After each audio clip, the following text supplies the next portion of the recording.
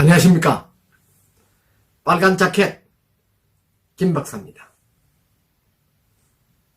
오늘 제가 모든 멘트에서 어떤 사람이 항의 전화가 왔습니다. 그게 무슨 빨간 자켓이고 쫓기지 이러면서 별 항의할 게 없으니까 남 옷 입은 것 가지고 이래 시비를 거는 사람도 있었습니다. 저는 오늘 이 세상에서 가장 아름다운 것은 무엇인가 하는 것을 주제로서 과연 아름다운 것은 무엇일까요? 우리 주변에는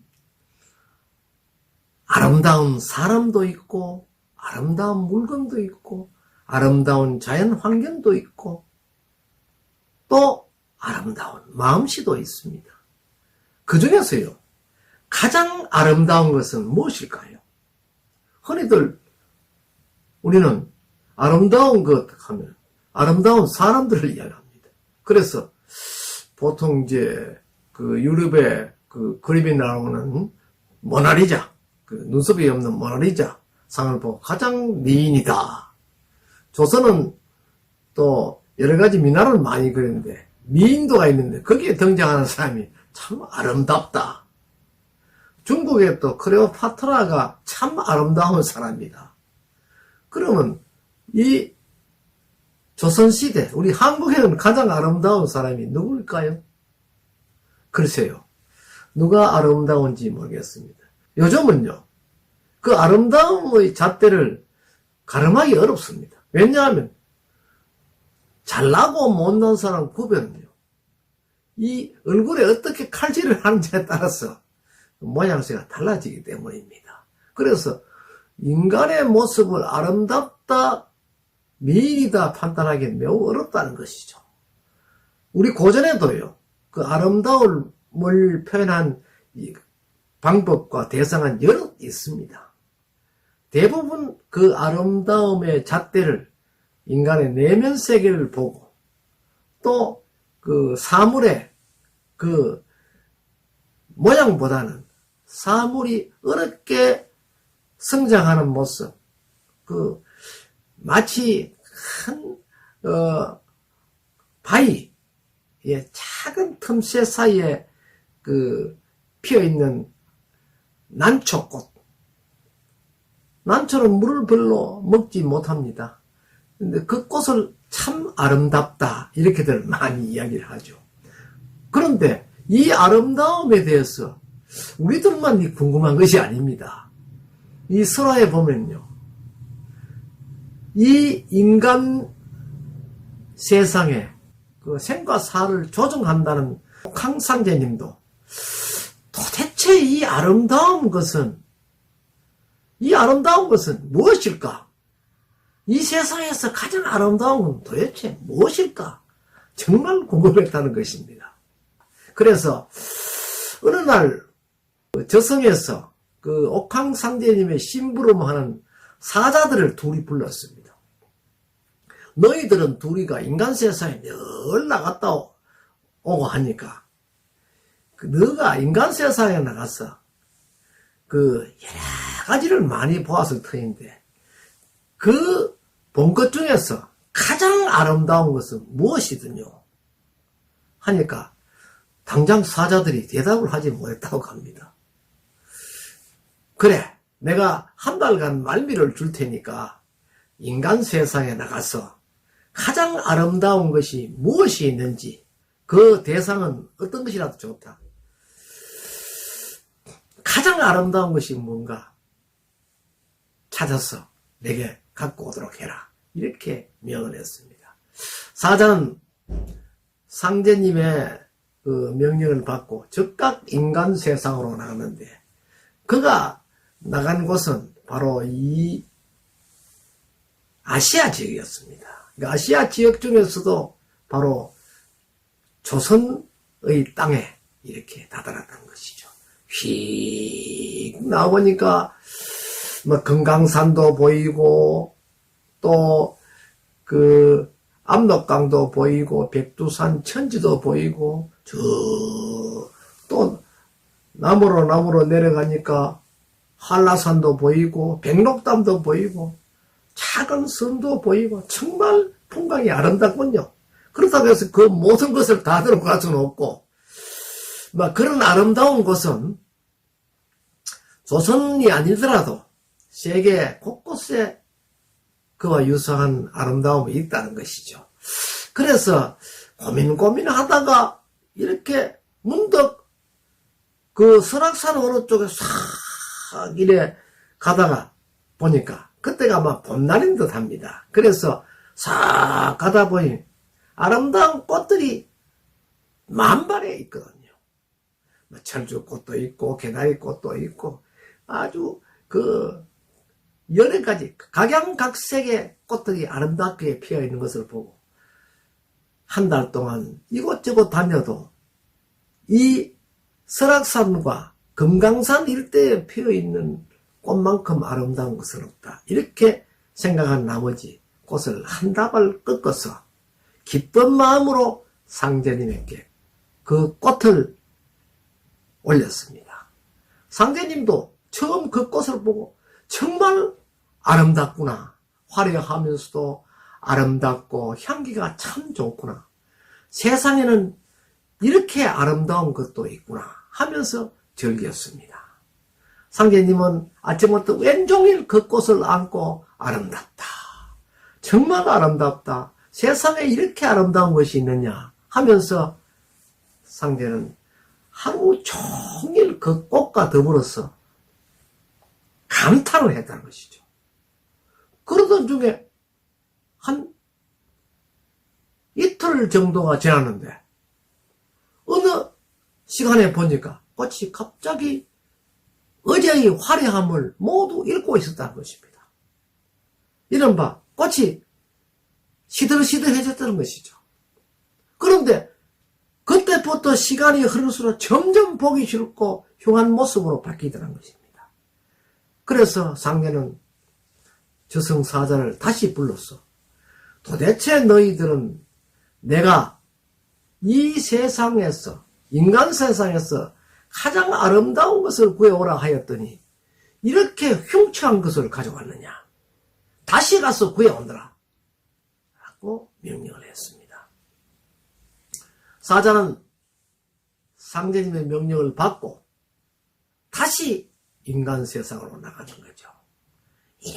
이래저래 뛰어다녀도 한 달간이 넘도록 뛰어다니고 날아다니고 해봐도 아름다운 곳은 꽃만큼 더 아름다운 곳은 없었는데 그것이 시들 줄은 정말 몰랐다는 것이죠.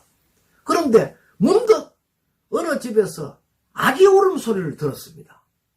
그 사자는 깜짝 놀랐어. 이 아기가 왜 우는지 사자는 잘 모르거든요. 그래서 아기 우는 소리를 듣고 그곳에 들어가 보니까 마침 한 어머니가 아기를 낳았는데 그 아기가 금방 태어났는데 빵긋빵긋 웃고 그 티 하나 없이 깨끗한 모습에 빵긋빵긋 웃는 모습이 너무나 아름다웠다는 것이죠.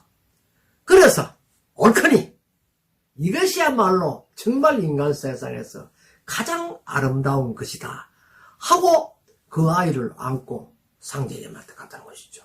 이거요, 적강소설은 하늘에서 인간 세상으로 내려오는 거, 땅에서 하늘로 올라가는 이야기는 죽음 외에는 없습니다. 그러니까 인간이 하늘나라로 갔다면 그것은 반드시 죽어야 된다는 것입니다. 그래 아기의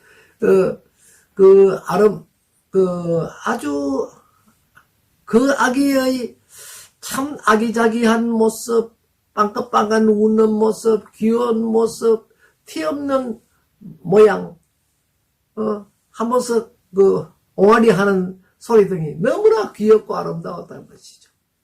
그래서 사자는 상제님께 그 아기를 바쳤습니다. 상제님도 보니까 참 그런 아기 빵긋빵긋 금방 난 아름다운 아기, 너무나 귀여운 아이를 본 적이 처음이거든요. 상제님도 무릎을 탁 치면서 그래! 이 아기가 인간 세상에서는 가장 아름다운 것이구나 하면서 늘 무릎팍에 얹어놓고 아기와 같이 더불어 늘 즐기면서 아기의 귀여운 모습 또 아기의 아름다운 모습에 즐겼다고 합니다. 그런데요, 이게 웬일입니까? 아기가 점차 커지니까 아기가 그때부터 점점 아주 천진난만한 아기가 상제님에게 거짓말도 하고 또 더 크니까 나쁜 일도 하고 점점 추한 모습으로 변해가더란 것입니다. 그걸 지켜보던 상제님은 하하, 이 역시 인간 세상에서 가장 아름다운 모습은 아니다. 다시 사자를 불렀습니다.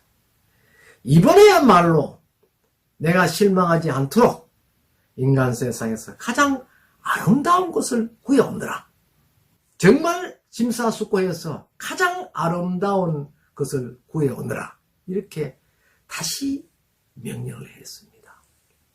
사자는 다시 옥황상제님의 말씀에 따라서 다시 인간 세상을 나왔다는 것이죠.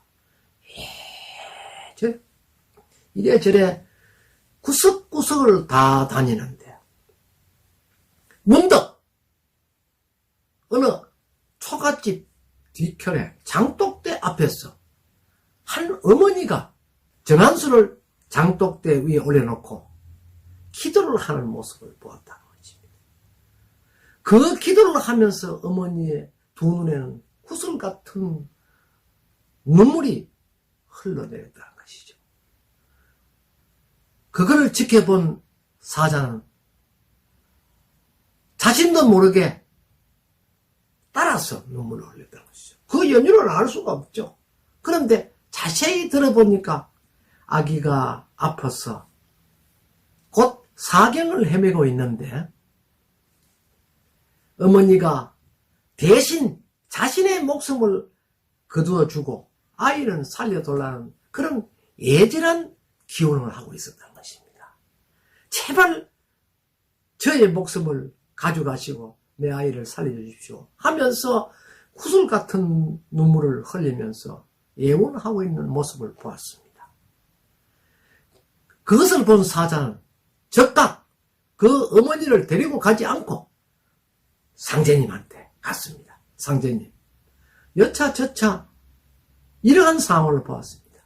저희들 보기에는 인간 세상에서 가장 아름다운 모습은 바로 어머니였습니다. 라고 이야기했습니다.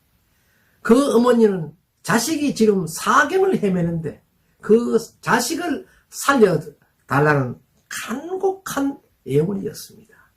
그리고 심지어 자식을 살려주는 대신 자기 목숨을 가져가시라는 그러한 예절함이 있었습니다. 그래, 세상에 그런 일도 있느냐. 그래서 상제님은 그 아이도 살려주고 그 어미도 살려주도록 해라. 다만 너가 가서 소상히 그 사정을 살펴보도록 해라. 그 분부를 받은 사자는 다시 그 어머니의 애절함이 있는 곳으로 찾아갔습니다. 그러니까 상제님이 아픈 아이를 살려주도록 했으니까 나섰다는 것이죠. 어머니의 강곡한 애원에 의해서 결국 아이는 사경에서 벗어날 수 있었다는 것입니다. 어머니는 너무나 즐거워서 아이를 끌어안고 또 눈물을 흘리면서 자기 젖가슴을 열어서 아이에게 젖을 먹이면서 시종일관 천지신명께 감사드리고 어머니로서의 자상함을 보이는 것을 보았다는 것입니다. 상제님은 하늘에서 그 광경을 업경대를 통해서 소상히 살펴보고 상제님이 무릎을 치면서 그래, 정말 인간 세상에서는 가장 아름다운 존재가 어머니이구나. 내가 왜 그것을 몰랐었고 해서 어머니의 사랑을 최고의 아름다움으로 평가했다 하는 그런 설화가 전성되고 있죠. 오늘은 어머니란 존재가 어떤 존재인가? 이 세상에서 가장 아름다운 존재는 꽃보다도 또 아기보다도 어머니의 사랑이 가장 아름다웠다 하는 이야기를 여러분에게 전해드렸습니다.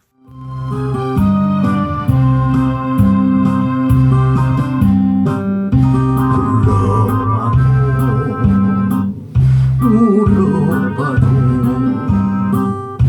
못 오실 어머님을 원통에 불러보고